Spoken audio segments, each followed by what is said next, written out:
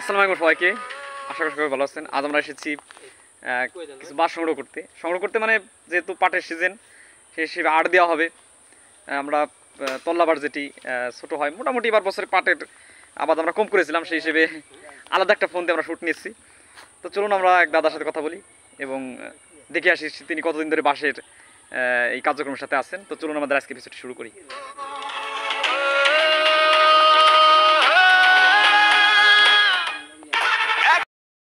আসসালামু আলাইকুম, কেমন আছেন দাদা? আর কথা হচ্ছে এই যে বাঁশ, এগুলো তো আপনার বাবার খেলে নাকি না আপনি লাগাইছিলেন সর্বপ্রথম? বাবার খেলি। প্রতি বছর মানে আল্লাহ দিলে কত টাকার বাঁশ বিক্রি করেন আপনি?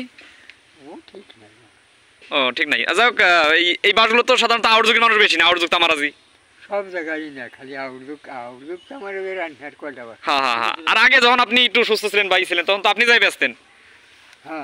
এমন অসুস্থ হওয়ার পরে মানুষ কিনে টিনে নিয়ে যায়, পাইকারি হিসেবে মোটামুটি দিয়ে দেন না? ও আর দাদা এগুলোতে ওই যে আপনার জালি কুলো যেগুলো বানায় দেশীয় যে এইগুলো, ওগুলো তো মোটামুটি হয় নাকি? বেশি দাও নেয় আনতে। ও আচ্ছা আচ্ছা দাদা, অসংখ্য ধন্যবাদ। তো বন্ধুরা, দাদার সাথে কথা বললাম, আসলে তারা হওয়ার পর সত্যি কেমন হবে জানি না। তো সবাই ভালো থাকবেন, সুস্থ থাকবেন। আপনাদের সাথে দেখা হচ্ছে এখন আরো একটি পর্বে। আসসালামু আলাইকুম।